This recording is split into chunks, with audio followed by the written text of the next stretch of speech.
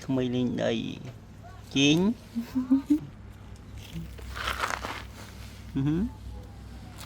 không may ở đây có đây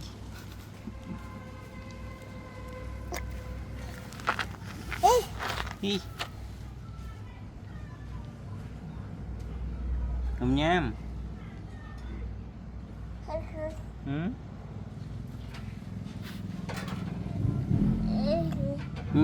apa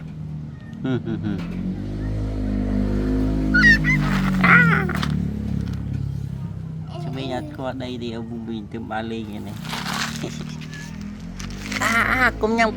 công nhầm ăn cao su công nhầm quá rồi sao mau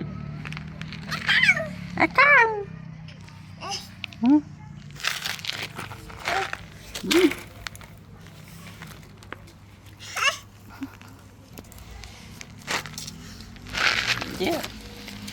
yeah yeah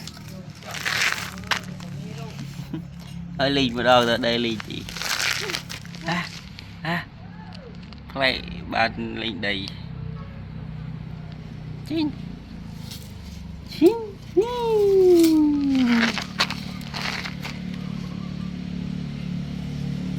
cả thằng tự bạn này phải cho ly này